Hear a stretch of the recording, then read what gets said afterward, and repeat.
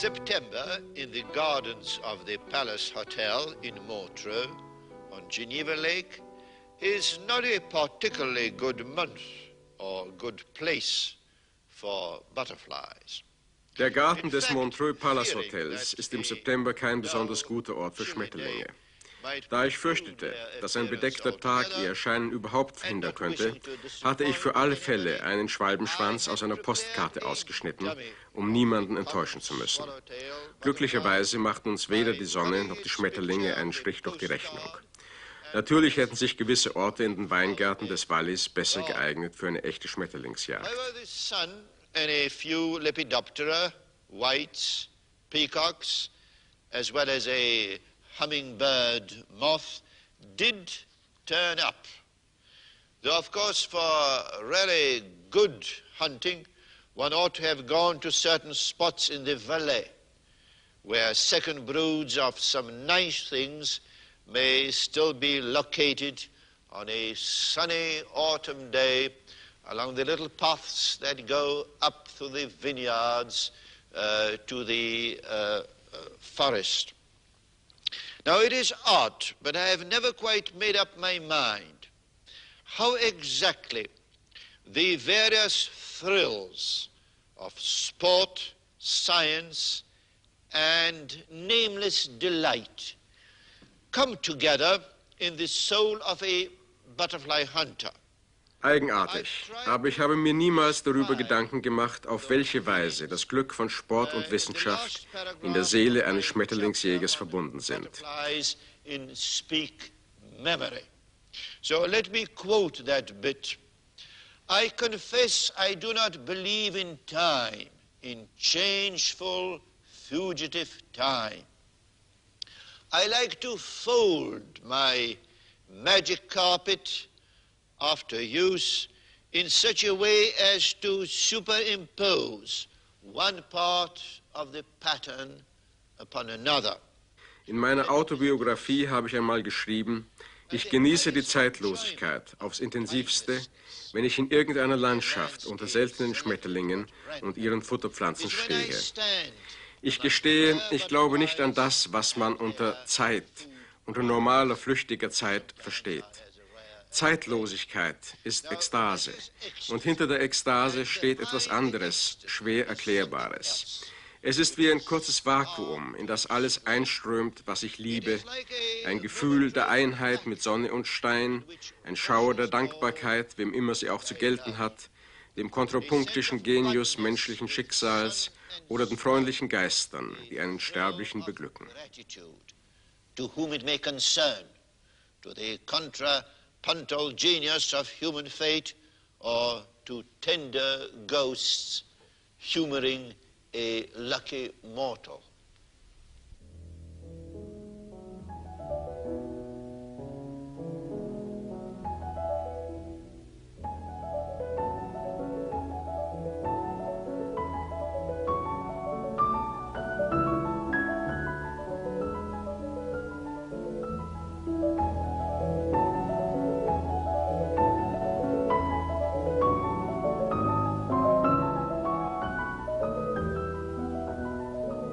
Wladimir Wladimirowitsch Nabokov, geboren 1899 in St. Petersburg, Muttersprache Russisch, Gouvernantensprache Englisch, verlässt mit seiner Familie 1919 Russland, studiert russische und französische Literatur in Cambridge, lebt 22 bis 37 in Berlin, wo er Erzählungen, Essays und Übersetzungen in russischen Emigrantenjournalen veröffentlicht. Die Emigrantenkritik verurteilt ihn als unrussisch, die sowjetische Regierung lädt ihn 1930 zur Rückkehr ein, Nabokov lehnt ab, emigriert 37 nach Paris, 40 nach USA, erhält als anerkannter Entomologe einen Forschungsauftrag der Harvard-Universität für Schmetterlingskunde, lehrt dann russische Literatur, erst in Wellesley, dann in Cornell. Lolita, 1955 in Paris, 1958 in Amerika erschienen, macht ihn weltberühmt, wird von einigen Kritikern als Meisterwerk des zeitgenössischen Romans gefeiert, von anderen als Pornografie verurteilt, von der Öffentlichkeit verschlungen, stellt bisher seine anderen meisterhaften Romane zu Unrecht in den Schatten.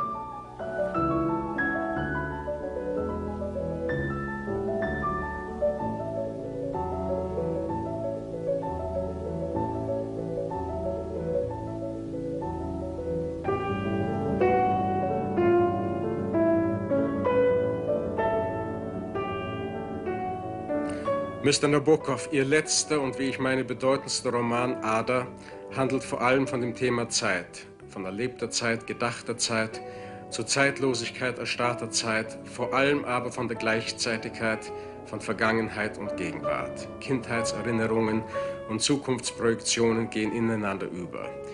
Die erinnerte Kindheit wird lebendig, gegenwärtig, sie geht sozusagen als roter Faden in immer neuen Verbindungen und Variationen durch das Buch. Sie sagten einmal, dass die Rückkehr in die eigene Kindheit so viel wert ist wie die Beschäftigung mit der eigenen Ewigkeit. Hatten Sie selbst eine glückliche Kindheit? I probably had the happiest childhood imaginable. Now, the happiest I could imagine today, if I wished to give it to a character in a novel. If I had to invent a happy childhood, this would be the kind of happiness that I could invent and would fall short of the happiness that I actually experienced. Ich hatte die glücklichste Kindheit, die man sich überhaupt vorstellen kann, die glücklichste, die ich mir ausmalen könnte für einen meiner Romanhelden. And oak avenues in my speak memory.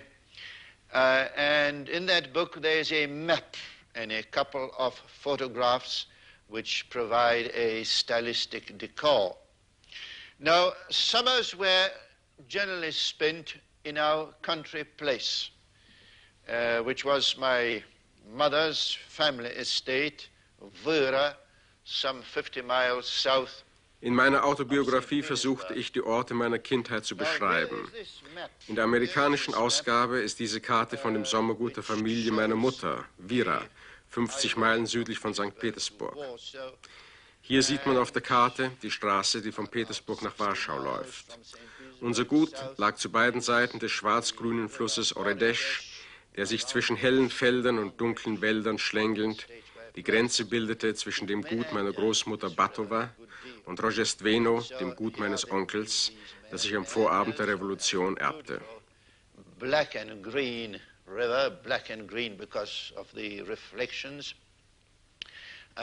flowing between bright fields and dark forests and separating our estates, the Batova estate, my grandmother's estate, and the Nabokov estate, and Rojestveno, which was my uncle Rukavishnikov's estate, my mother's brother, and which I inherited on the very eve of the revolution. Batova had once belonged to a famous rebel and minor poet, Ryleyev. Batova hatte einmal dem berühmten Rebellen und weniger berühmten Dichter Ryleyev gehört, der 1826 für seine Mitwirkung an der Revolution der sogenannten Dezembristen gehängt worden war. Sein Gedächtnis wurde durch unzählige Gouvernanten und Hauslehrer, Generationen von kleinen Nabokovs wachgehalten, da ein wunderschöner Pfad nach ihm benannt war. Wir wussten nie, was unter dem Pfad des Gehängten gemeint war. Und ich habe erst sehr viel später den historischen Sachverhalt kennengelernt. I learned about it much later, in fact. And it was poor Rylayev's favorite walk. Now, oddly enough, the Rojestveno property, which I inherited, das Schloss Rojestveno, erbaut im klassischen italienischen Stil, das ich erbte, hatte um 1715 Prinz Alexei gehört, dem unglückseligen Sohn des brutalen Zaren Peter des Großen, den ich, lieber Peter, den Ersten nenne. Er hatte seinen Sohn über Jahre hinaus dort eigenhändig gefoltert, und zwar als Strafe für Alexeis Versuch, nach Italien zu fliehen, von wo ihn Agenten des Zaren zurückgebracht hatten. Of that arch bully, Peter the Great, whom I never called Peter the Great, I always called him Peter the First, who had personally tortured his son to death, personally, for a long time, in punishment for Alexei's attempt to seek refuge abroad in Italy. He was actually brought back by the Tsar's agents and slowly put to death. I have some pictures here of my childhood and youth. Here is one. Hier bin ich als Dreijähriger in St. Petersburg. The place is St. Petersburg. Hier im Frühjahr 1909 auf dem Gut meiner Großmutter. Early summer 1909. Eine Familiengruppe, aufgenommen im Garten des Gutes Vira. Then there's one in Berlin, 1910. In Berlin 1910, wo ich regelmäßig im Eispalast Eislaufen ging. Called Eispalast. Can that be? Yeah. Because there was a roller rink place on the Kurfürstendamm, and then there was an Eispalast somewhere in another part of Berlin. I think it was unter den Linden. And then there is 1915. Mit 16 wieder in St. Petersburg. And finally Und schließlich 1918 in Jalta auf der Krim mit meinen beiden Brüdern und meinen beiden Schwestern. My two sisters and my two brothers. Ihre Kindheit und Jugend als Sohn einer der großen, berühmten Familien Russlands war also ungetrübt glücklich. Glauben Sie, dass es für Ihren Sohn Dmitri auch ein ungetrübtes Glück ist, der Sohn eines berühmten Vaters zu sein? Well, why don't you ask him yourself? I'm sure he'd be delighted to tell you.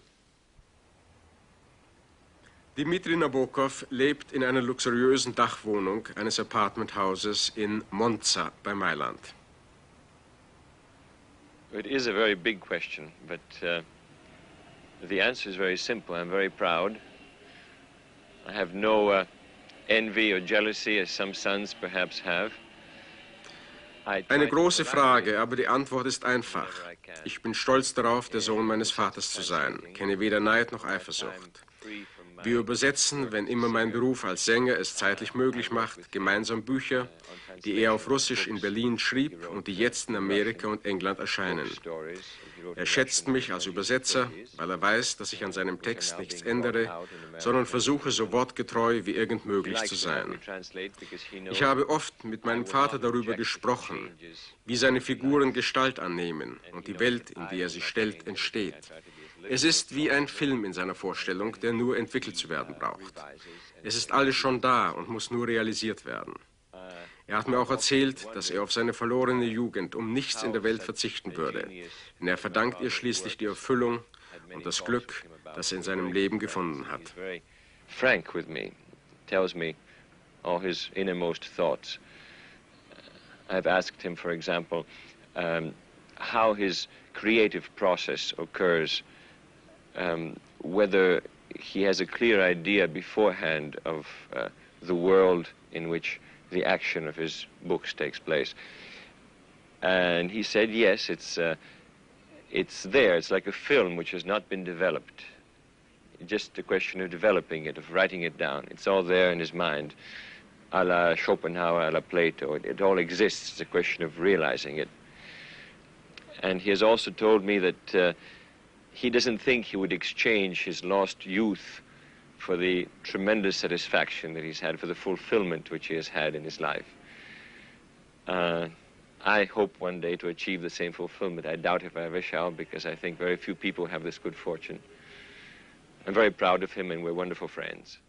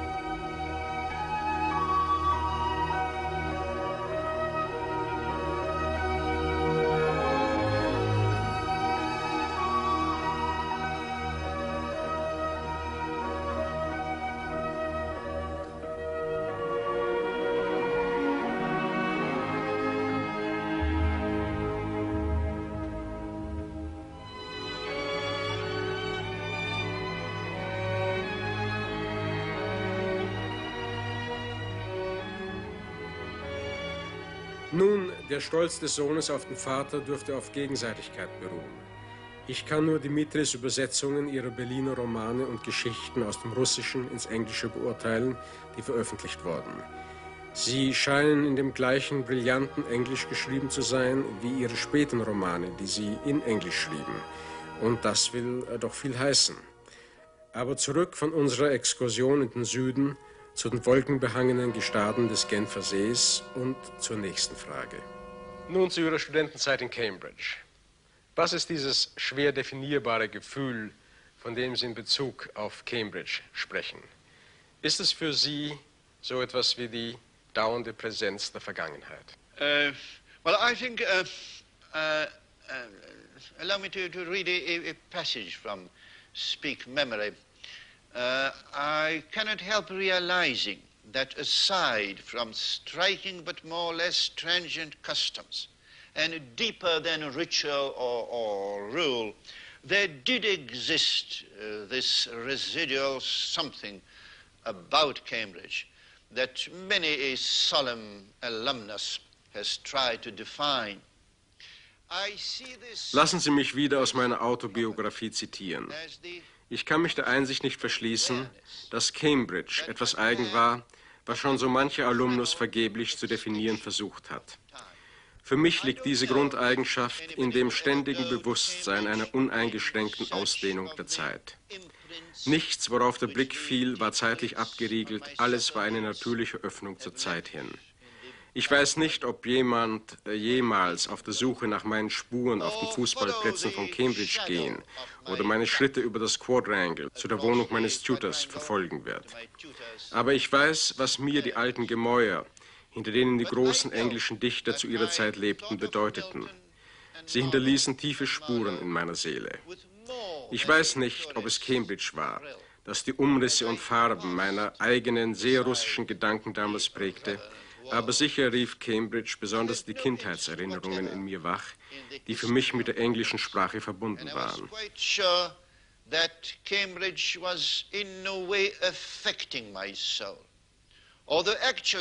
It was Cambridge that supplied not only the frame, the accidental frame, but also the very colors and inner rhythms of my very special Russian thoughts. Environment, I suppose, does act upon a creature if there is in that creature already a certain responsive particle or strain. In this case, the English strain that had imbibed in my childhood. And of this I had my first inkling just before leaving Cambridge, during my last and saddest spring there.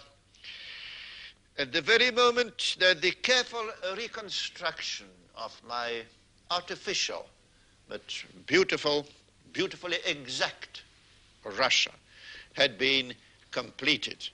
And I think one of the very few practical actions that Ich studierte Russisch und eines der wenigen praktischen Dinge, die ich im Leben je erreichte, war ein Ehrendiplom von der Universität Cambridge.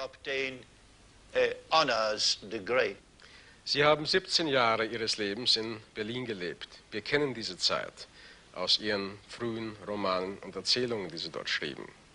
Stimmt es, dass Sie in dieser Zeit nie richtig Deutsch gelernt haben? Well, let me explain it this way. Of course, my first Russian novel was written in Berlin in 1924.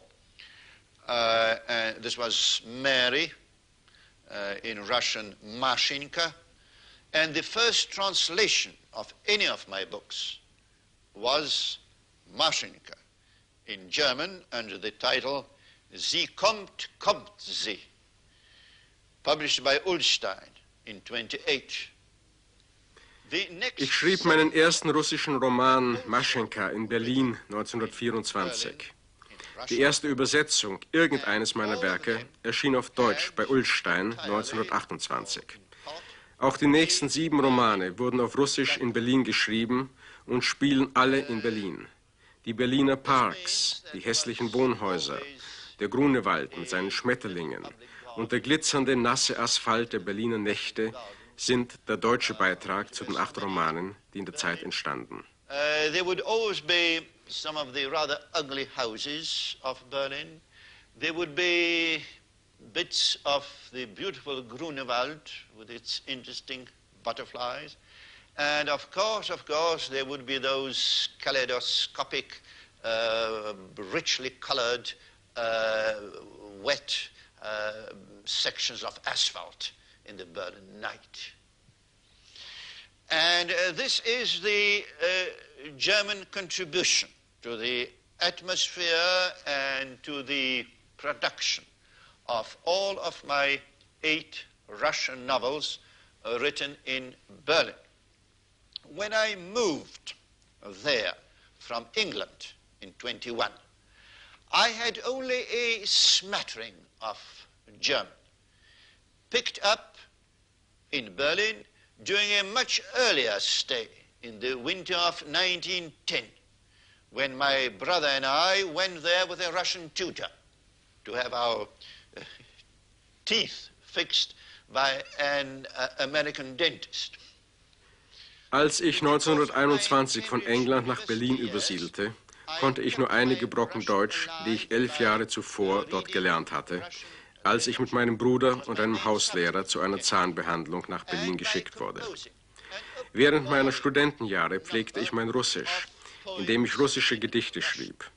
Als ich nach den 3 Jahren in England nach Berlin kam, ergriff mich eine Art Panik, dass ich meine Muttersprache verlieren könnte. Die sprachliche Abgeschlossenheit, die ich suchte, wurde mir dadurch leicht gemacht, dass ich in einem Kreis von russischen Emigranten lebte, ausschließlich Russisch las, Zeitungen, Zeitschriften, Bücher. Meine einzigen Vorstöße in die Landessprache waren Begegnungen mit meinen Vermietern und die allernotwendigste Routine von Einkäufen. Heute bedauere ich, dass ich mir damals nicht mehr von der deutschen Sprache aneignete. Aber ich habe mich mit ihr beschäftigt, wenn auch wenig. In meiner Jugend hatte ich für eine russische Sängerin, die einen wirklich singbaren russischen Text brauchte, Lieder von Heine ins Russische übersetzt. Später habe ich auch Goethe und Kafka nebenher für meine Vorlesungen gelesen, ebenso wie Homer und Horaz. Und natürlich habe ich seit meiner Kindheit mit Hilfe eines Wörterbuchs unzählige deutsche Schmetterlingsbücher gelesen. Ich möchte etwas schenken. I now regret that I did so poorly. I regret it from a cultural point of view. The little I ever did in that respect was to translate in my youth the Heine songs for a Russian contralto, who incidentally wanted the musically significant, important vowels to coincide in both languages in fullness of sound. And therefore I transformed Ich grolle nicht into Нет, zloby нет, instead of the unsingable old version where the crucial word is not accented, Я не сержусь. Later I read Goethe and Kafka en regard for my lectures, as I also did Homer and Horace. And of course, since my early boyhood, I have been tackling a multitude of German butterfly books with the aid of a dictionary.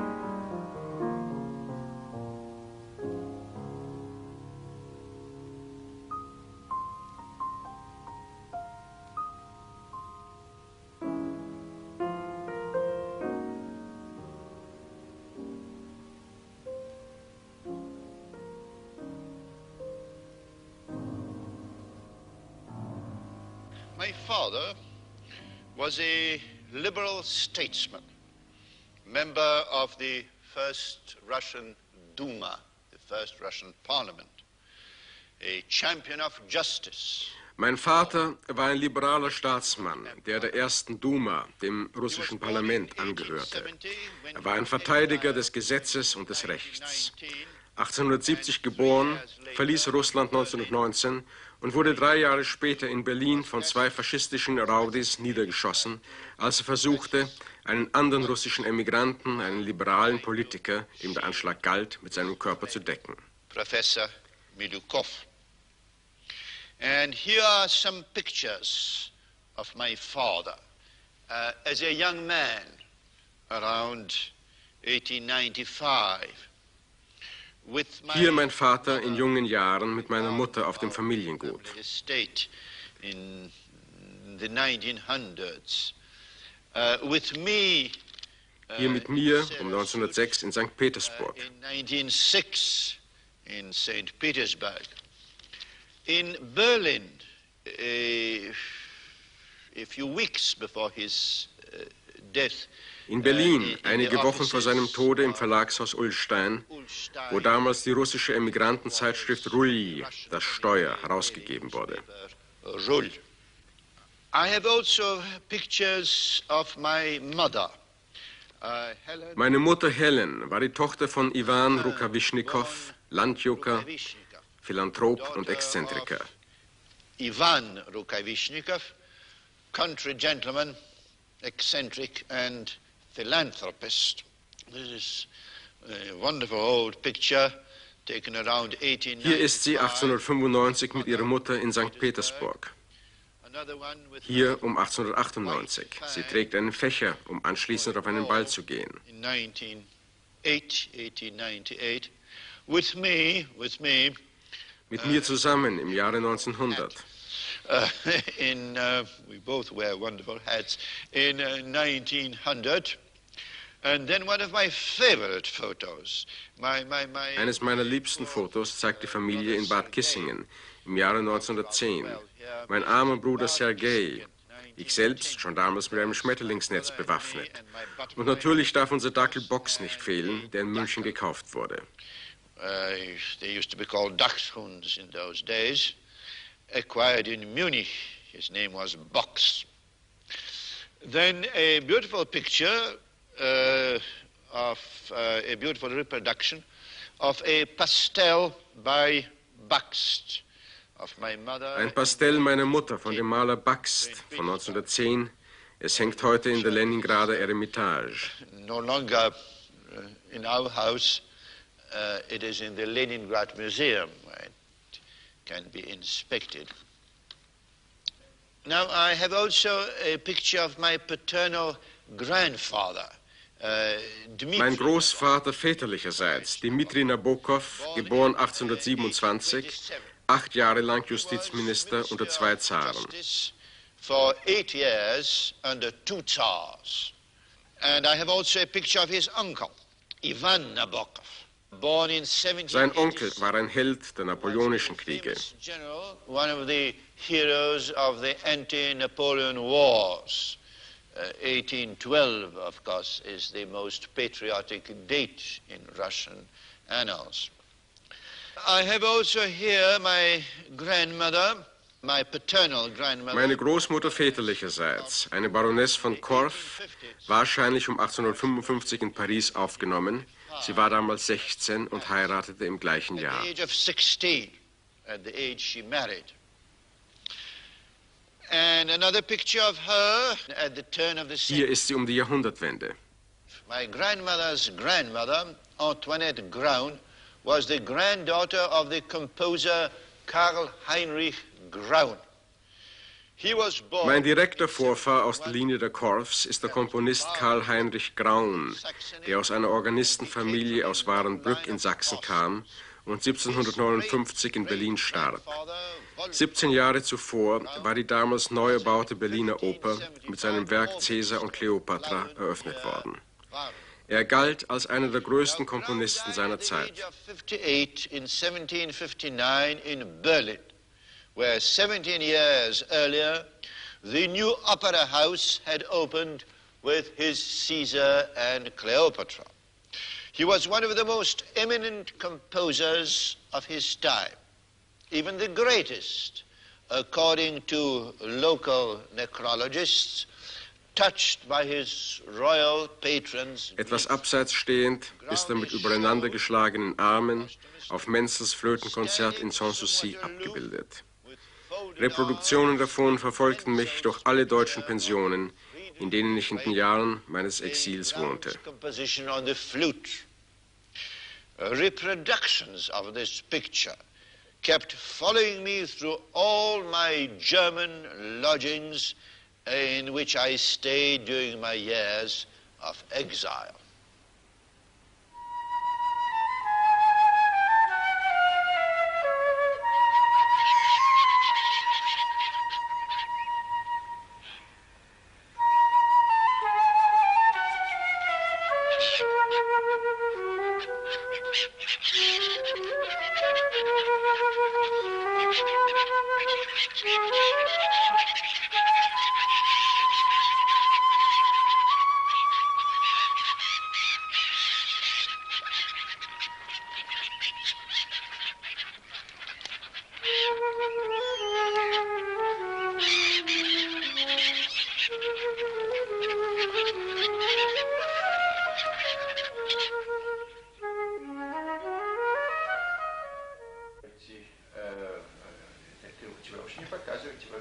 Я хочу слоном выйти куда? Можно и слоном выйти, за что ты хочешь. До коня или дальше?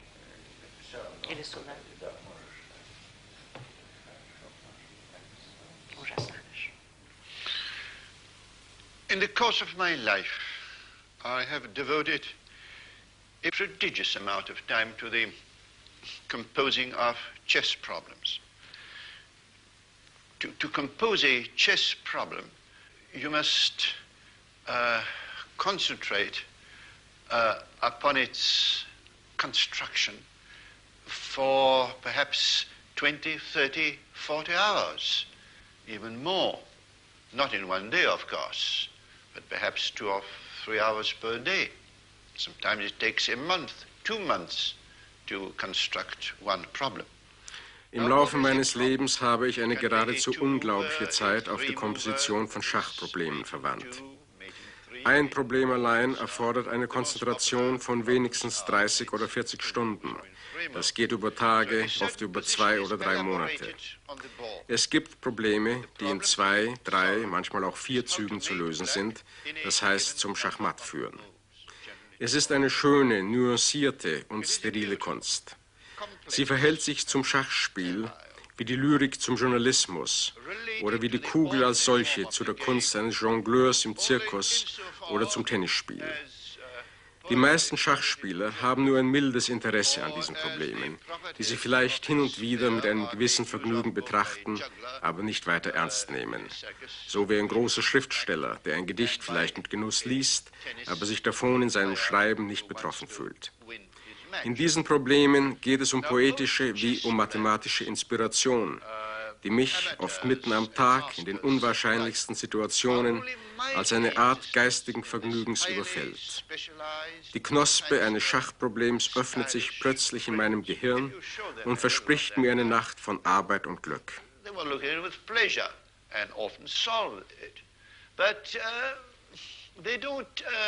I think it is the same difference between a writer of prose who writes only prose and a writer of poetry. Perhaps he shows his poem to a fiction writer, and the prose writer will say, well, poetry and prose are different things, which is not true, really.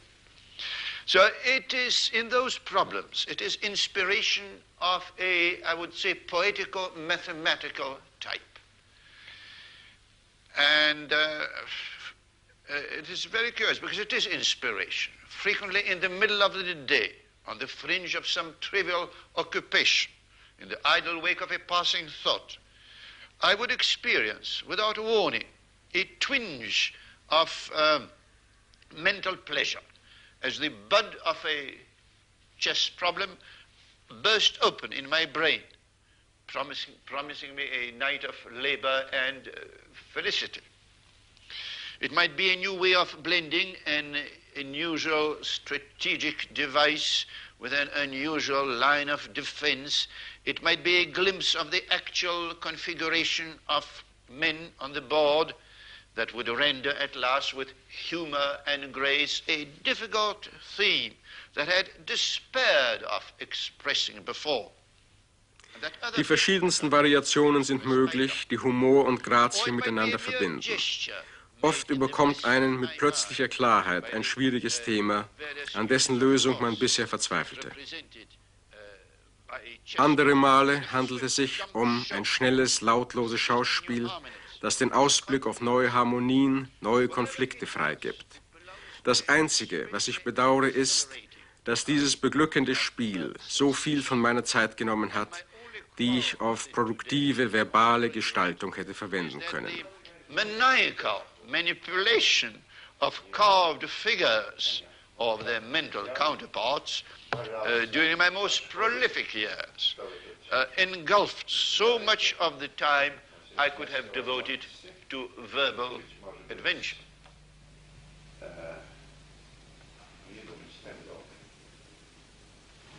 Хорошо, прекрасно, хорошо, так.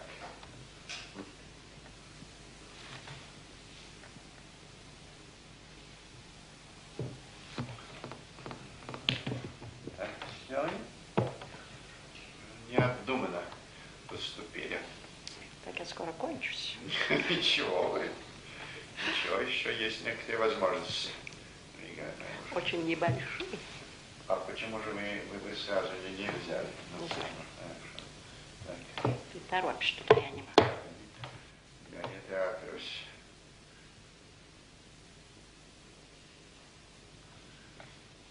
Коня нельзя взять, потому что потерять эфир нельзя. Знаете, коня. Приятно, но это так. А пешку можно? Пешку можно, да. И хорошо.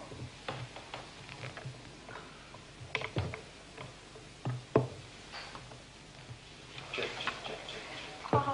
Чек. Кончено. Нет, еще. Вы можете двинуться к королю. Кончено.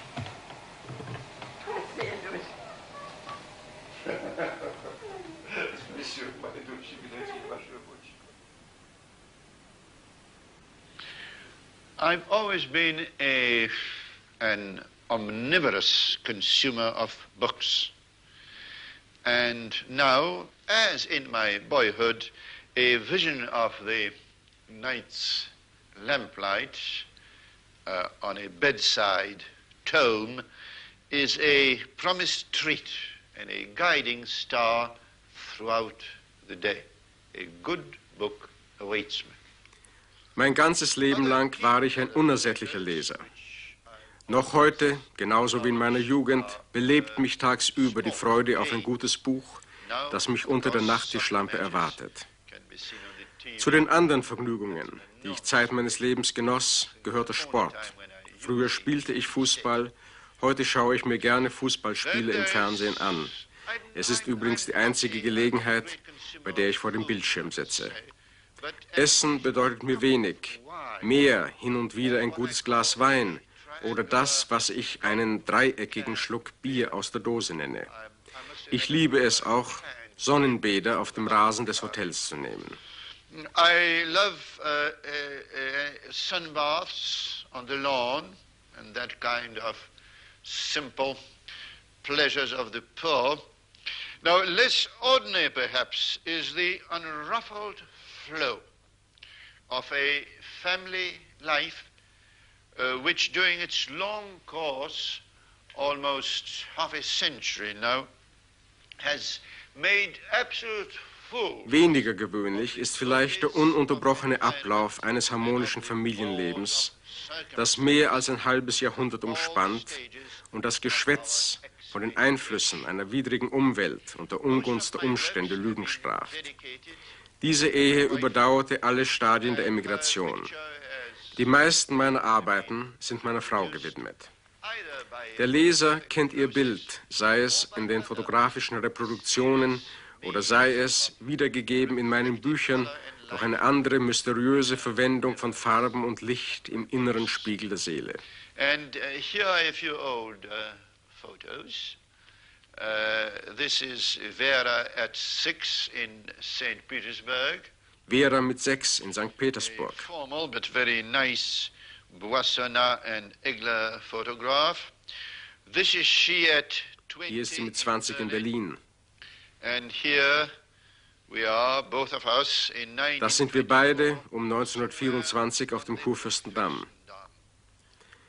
Im Jahre 1960 an Bord der Queen Elizabeth. Im Grand Hotel in Rom, ungefähr zur gleichen Zeit. Diese beiden Bilder wurden von dem Fotografen Halsmann in den 60er Jahren aufgenommen. Chess on the balcony, for instance. It was in Berlin that we married in April 25, in the midst of my writing my first Russian novel, Mary. We were ridiculously poor. Wir heirateten in Berlin im April 1925. Ich schrieb damals gerade meinen ersten Roman. Wir waren geradezu lächerlich arm. Ihr Vater hatte in der Revolution alles verloren. Meine verwitwete Mutter lebte von einer armseligen Pension. Wir hausten in trostlosen Zimmern im Westen Berlins bei verarmten deutschen Militärfamilien, die ihre eigenen Sorgen hatten. Ich verdiente unseren Lebensunterhalt mit Englisch- und Tennisunterricht. Nach 9 Jahren wurde unser einziger Sohn geboren. In den späten 30er Jahren emigrierten wir wieder, diesmal nach Frankreich. Meine Bücher begannen übersetzt zu werden, meine Vorträge in Paris und anderswo waren gut besucht, es schien aufwärts zu gehen, aber dann kam unvermittelt das Ende meiner europäischen Epoche im Jahre 1940, als wir nach Amerika gingen.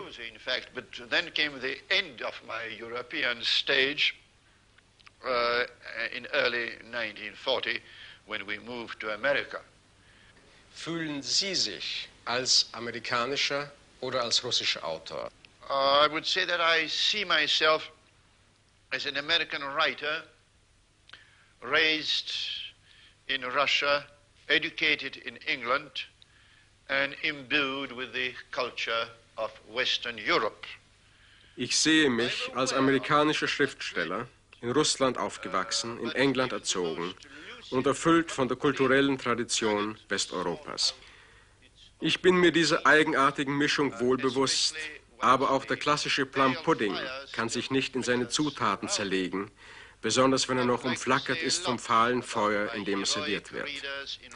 Viel wäre zu sagen über meine heroische Leserschaft in Russland, aber nicht nur meine eigenen Emotionen, sondern vor allem ein Verantwortungsgefühl hindern mich daran.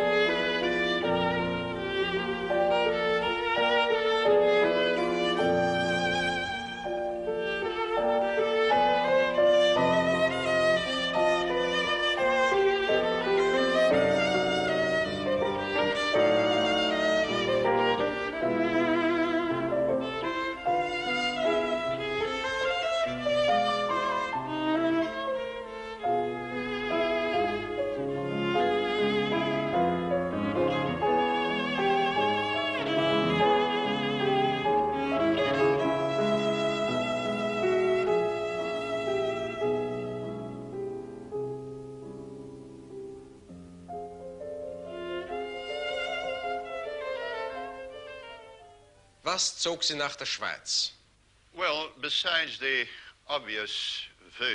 Neben den offensichtlichen Vorzügen der Schweiz einige Details, die das Leben hier besonders angenehm machen. Ein hervorragender Postservice, keine Demonstrationen oder Streiks, alpine Schmetterlinge, sagenhafte Sonnenuntergänge, direkt vor meinem Fenster über dem See und auch die Annehmlichkeiten eines Sonnenuntergangs im übertragenen Sinn in einer reizvollen Umgebung.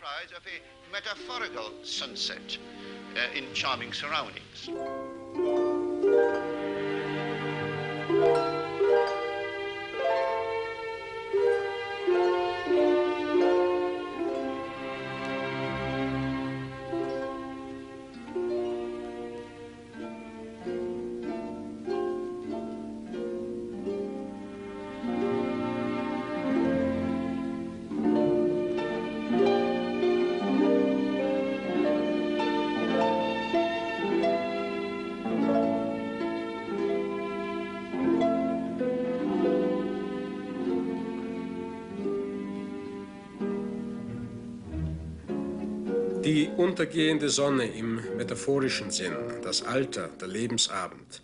Es spielt ja in ihrem Roman Ada, die Hauptpersonen, das Liebespaar Wen Wien und Ada, blicken als fast 100-Jährige auf ihr wechselndes Verhältnis zueinander zurück. Das Alter, meine ich, spielt eine fast ebenso große Rolle wie die Kindheit, wobei wir wieder an unserem Ausgangspunkt wären. Die letzte Frage: Warum wählten Sie Montreux als Ihre Wahlheimat und warum gerade dieses Hotel als Ihr Domizil? A sort of topsy-turvy nostalgia indicated Montreux. Old world. Eine Art Kindheitssehnsucht sprach für Montreux. Eine sich dem Westen zugehörig fühlende russische Oberschicht hatte immer schon eine Vorliebe für diese Stadt gehabt. Was die Wahl des Hotels betrifft, so ist die Antwort leicht. Es ist das Beste in Montreux. Einige oberflächliche Besonderheiten habe ich in meinem bildhaftesten Roman Ada übernommen, wie etwa die Balkone oder die Aussicht vom Zimmer. Einige der delikaten Bilddetails des Romans haben ihren Ursprung hier, wie die Schnörkeln der Gitter, die bemalten Decken. Ein hübsches Spielzeug, das von den Vergissmeinnicht am Rande eines Baches festgehalten wurde.